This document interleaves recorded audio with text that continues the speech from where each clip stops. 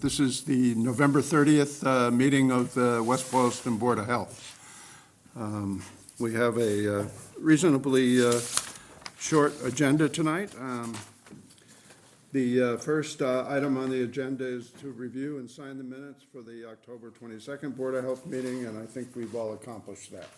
We need a motion to approve the minutes. I move we approve the minutes. I second it. All in favor? Aye. Abstaining, because I wasn't here. Okay, COVID-19 updates. So the good news is that the sewage level for the Blackstone is the lowest since August. We're averaging around 600 to 800,000 copies per liter, where we were running 1 to 2 million copies per liter. COVID is still present in our community. As a matter of fact, someone who I was with on Tuesday just notified me that he has COVID. And so it's still in circulation. This is the Omicron variant B5 and 4. B5 and 4 account for more than 95% of the cases. The other part of the good news is that the UMass Memorial System currently has all of the hospitals in the system. There's a total of 69 patients who are in the hospital with COVID. And this is the lowest number since summertime. So that corresponds with what we're seeing in the sewage output from the Blackstone, which is always a good indicator of where you are in the epidemiology of this. As I said, BA4 and 5 are still accounting for more than 95% of the variants. There are a few new sons and daughters, so to speak, of the BA5 Omicron called BQ1 and BQ1.1 and BF7. And we need to keep our eyes on that. They are present in very small numbers in the Commonwealth. The problem with these is that they are not sensitive to the monoclonal antibodies that have been used for treatment of Omicron 5. So one would hope that with the prevalence of Omicron 5 that there is other immunity. So you don't just make antibodies, you make cell-mediated T-cell immunity, and hopefully that will stave off some of the newer infections with these variants. So that's why it's important that we continue to follow the sewage levels, because they will be predictors of what's going to happen down the line, usually 2 to 3 weeks in advance of when you start seeing increased hospitalizations. That's all I have to say about that. Any questions or comments? I do have a question. So what I'm understanding is that it's possible to have had a form of the COVID, and now with this new variant, you might get it. There's a possibility, although probably rare right now, but you could get it again. How many times can you get the? Well, I think it's becoming increasingly clear that that you can become infected. The important thing is that you don't get serious infections or hospitalizations. So, and we still have the oral drug Paxlovid. It's important to keep that in mind, even though folks who have taken it, some have had recurrences. The recurrences that have happened have been very mild. But it does work against the virus, even the new variants, the ones that are not sensitive to the monoclonals. So as long as people are fully immunized, and again, by fully immunized at this point, I would say that that means having the latest booster, which includes the BA5 Omicron variant. Because these boosters not only induce antibodies, they also induce the cell-mediated immune response, the T-cell responses, which I think are becoming increasingly important in protecting against serious infection and hospitalization. Is there any data on the new boosters with the BQ1, 1.1, and BF7? I don't, those are obviously being worked on, but whether or not we're going to get to a point where one pushes those in the near future, I don't think that's going to happen. Again, the purpose of these vaccines are not to prevent infection. We can't probably ever prevent infection from occurring. It's to really prevent serious illness. and hospitalizations. And we're doing that very well. Fully immunized people rarely get seriously ill or hospitalized. How long after COVID can you get a booster shot? Is there there's a waiting period, and how long is that, Charlie, do you know? Well, I think at this point, again, one has to realize that the science of this is moving, we're learning as we go along, but it's likely that this is going to be a yearly event. That the COVID booster will be combined with flu. Moderna has already got a combination of influenza and COVID, as well as Pfizer. Pfizer has one that's actually been in human trials, or going into human trials. And the other possibility is that there's another virus that you've all been reading about called respiratory syncytial virus, RSV. And it's likely that that will be combined. So it's possible that we could get one shot, which will cover all of those. So that's the hope.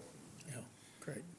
But my guess is that there won't be a replacement for the current booster for months or possibly a year.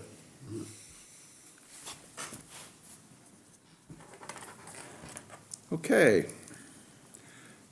Updates from Central Mass Regional Public Health. Yeah, I did speak with our Julie? Julie, and Julie is terminating her appointment with the Alliance effective Friday. And as you probably saw in the paper, they have a new director of the Alliance coming in. Zach, the acting director, and you can correct me if you know more, is going to become the deputy director. So they're going to have to fill Julie's place. I understand, and as it said in the email that we received, that Phil Ledger will start to do the septic inspections as necessary. And we do have an inspector presently assigned to us, Micah? Micah, yes. And so that's I what I know. didn't see any of that. Do you have emails about that? Yes, I can forward it to Yeah, you. I think- I got a notice from them, but I thought it went to the board, but I guess it didn't. I went to You me. got it, you got it. It didn't go to the board. No, Okay. they sent it, I think I- Bob got a copy, but it, They must have sent it over to me.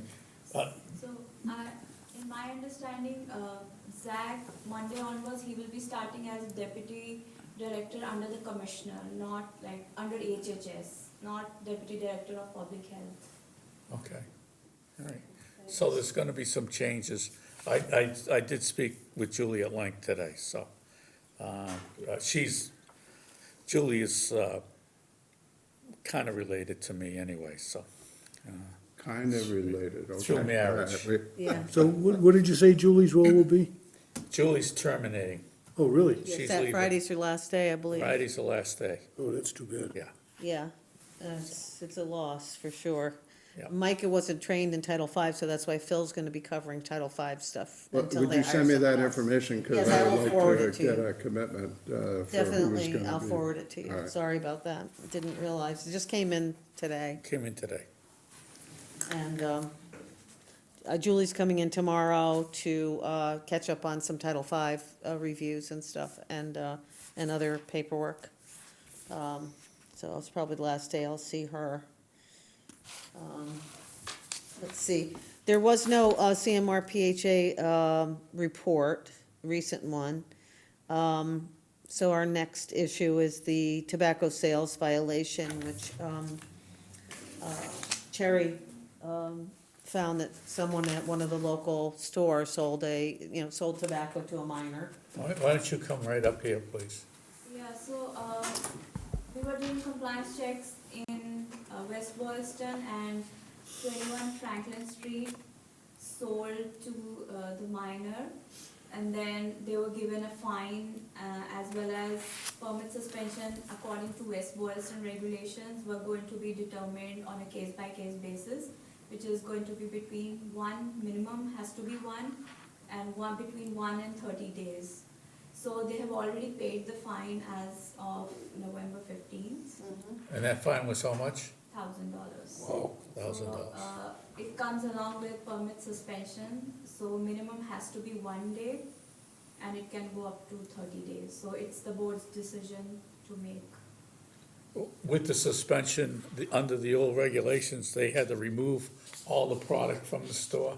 Is that still? So on the day of suspension, I would be like, so, and in other towns and in Worcester, I give the flexibility for the retailer, they pick a day that they want to not sell tobacco products, so, I go in the store and then they pull down their tobacco products and then we post signage that says tobacco would not, and nicotine products would not be sold on so and so days.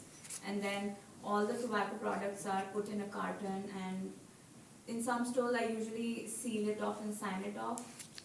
And then, or if it's like gas station, so they have their own arrangement to lock it up, and the key is only available to the managers. So you would go in and facilitate them, Yeah. putting that away, so you're gonna negotiate with them which days, Yeah. depending on what the board decides. Yeah. Okay, thank Is you. it necessary that we have to have a 1-day suspension? At least 1 day, yeah, it's Yeah, mandatory.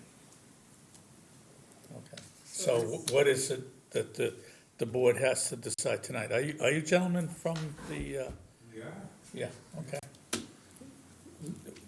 Who wants to speak? I will. I'm the Good. owner.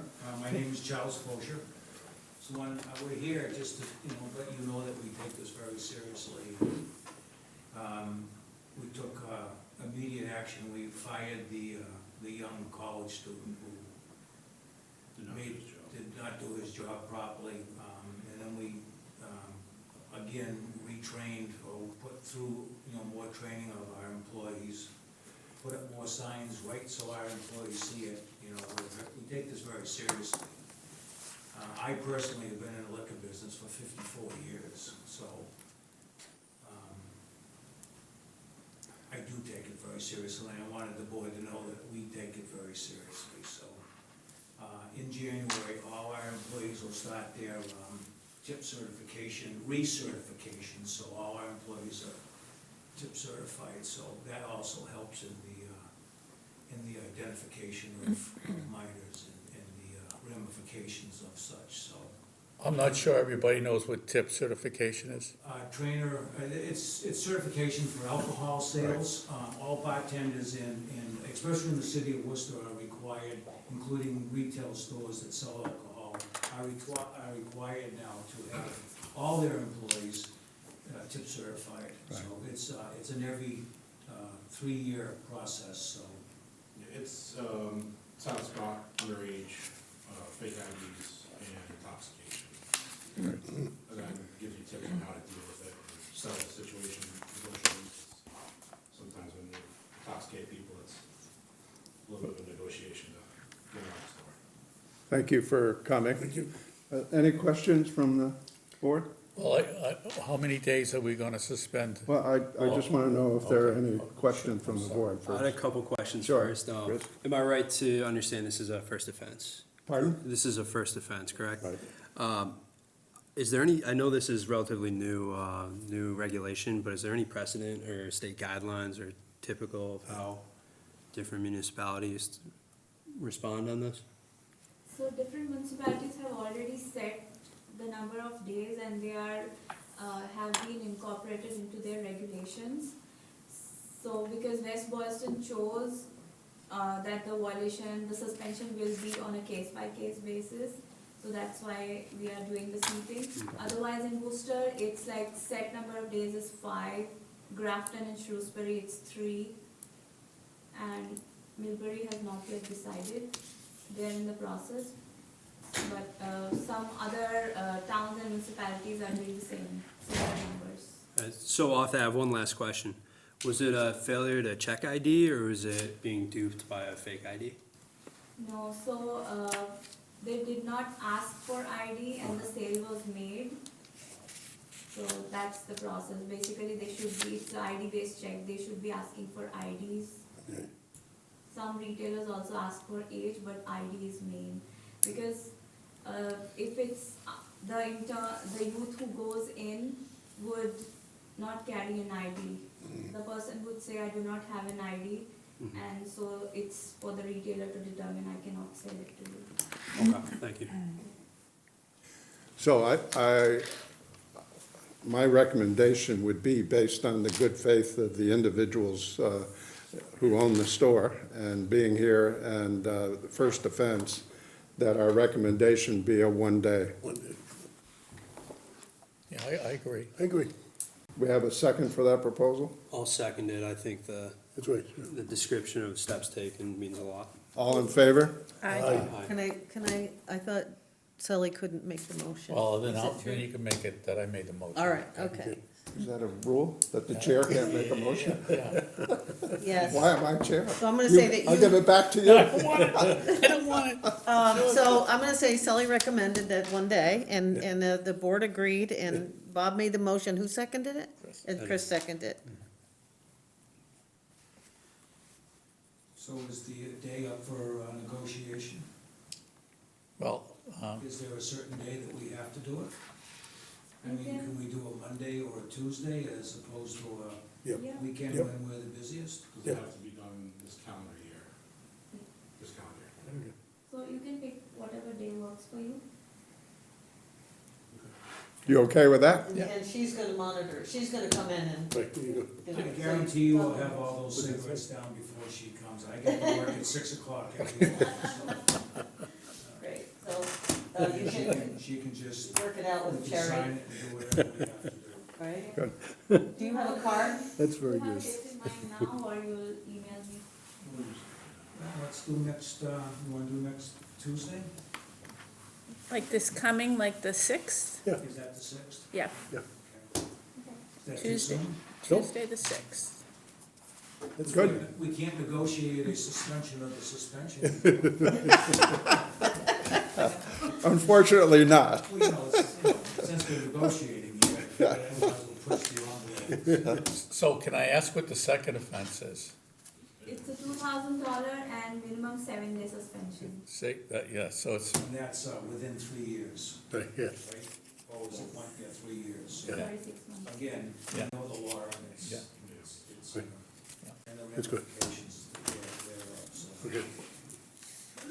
Okay. thank you. Thank you. Came out in this way and showed you that we're very concerned about it. I thank you for your listening to us. Okay, Thank you. thanks. See you Tuesday? Yeah. Actually, you'll see Mike on, and Okay. I won't be there Tuesday, so. Okay. Yeah, I'll have it all. But Oh. he doesn't get there as Can I early. ask you to sign He doesn't it? get there as early as I do. He has 3 kids he has to get up in the morning. What time will you be there? We open at 9, so Okay, I'll be there at 9. 9, okay. You might go out,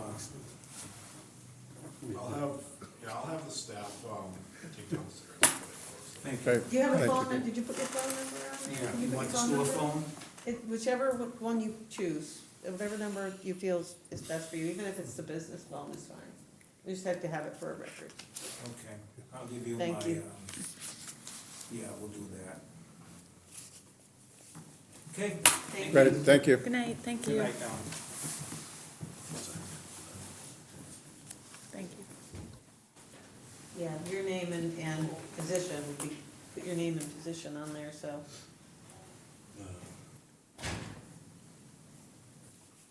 You know who Terry is, so. Thank you. Thank you.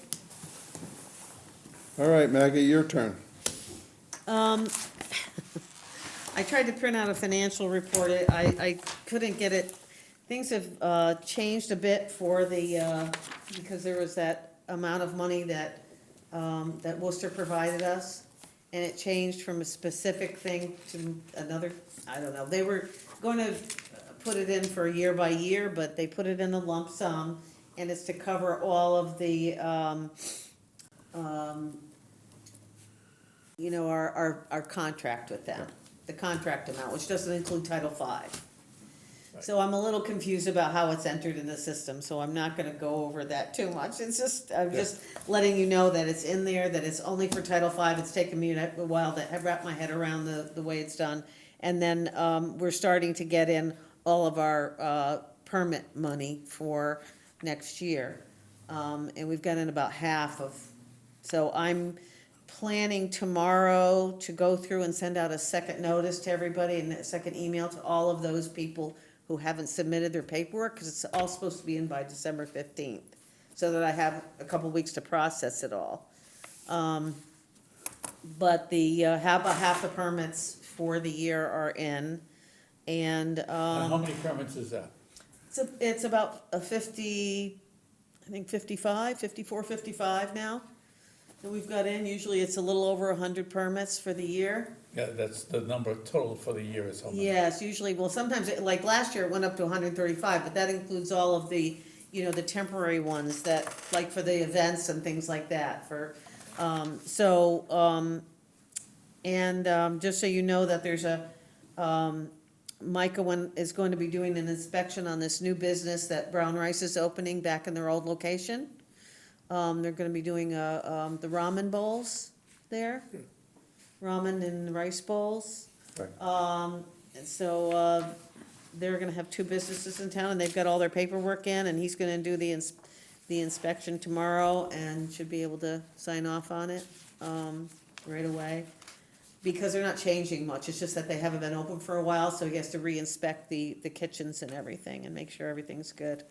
Let's see, nothing else, specifically, that's going on in terms of, permits. The Title V stuff I've got, just a little bit of report for that. 2 Prescott Street is finally complete. And so the contractor submitted the certificate of compliance. 154 Prospect Street is in, they're contracting with Curtis Septic. So that's that big mansion up on Prospect Street that you can't see. I haven't heard anything further at this time, but they've got the plans are all set. Julie had reviewed the drawings already. There were some minor changes. Hopefully trouble is that she's not gonna be available, so Phil will be covering this kind of stuff. 41 Campground Road, they have their plans in, and they've, reported that they've chosen an installer out of Sterling, but he's not currently permitted, so I've contacted them to get permitted. 13 Winthrop Street, which was, Mercurio and Sons is doing that. They've submitted the plans for review. That's waiting for them to be reviewed. 30 Lost Oak Road was basically just a soil test application. The owner owns two adjacent lots. And I think he was having it tested, so with the hope of selling it, of the lot. There's nothing on the lot right now, so that's all set. And 33 Prescott Street, the application with drawings were submitted for review, and that's supposed to be done by Baltarelli and Sons, but the drawings have not been reviewed yet. We had 2 Title V inspections, one at 133 Prescott, 6 Heritage Lane, both were passed. I still haven't heard back anything about Shrine Avenue, which was of a concern because we don't know if the old septic tank there was properly abandoned. And they were supposed to do an exploratory, Julie was gonna follow up with them. It's kind of in limbo at this point, so I really don't know what's going on. I did send them a letter, and in July I have had no response. I was gonna say 53 permits were submitted so far, but it's 54, I got another one in today. And then the tobacco violation, I just touched base on that it was, they're selling to a minor, and they paid their fee, and you guys have just determined what that is. So the only other thing approved were the bill approvals, the Worcester IMA for October, and the COVID nursing services for October were both paid. Other than that, and just to let you know that, the new town manager is now reviewing my timesheet, so Sally doesn't have to Okay. come in and do that anymore. She wanted to do that because she's in-house. And so, that's what's going on with that. Nothing else to report at this time. Good. Any other new business, board members? Nope. Now, unless there is a law, I would suggest that our next meeting actually be in January, since tomorrow is December. I see no urgency to meet in 2 weeks. Yeah, the board, the Council on Aging did a similar thing and moved their Oh, good. meeting to January, so there is precedent. So Maggie, so you could send out some, let's send out a couple of dates and, or the second Wednesday in January and see if that works for everybody? Okay. All right, so I will send out a notice of the date, and Yeah. everybody can let me know. That's January 11th. Okay, that's January 11th. Thank Okay. you. I'm good for that. Board of Health Yeah, I question. don't know, I think I probably am, but, All right, I'll just double check and make sure Yeah, that it's good for perfect. everybody. yep. All right. Very good. Do I hear a motion? Motion to adjourn? Second. All in favor? Aye.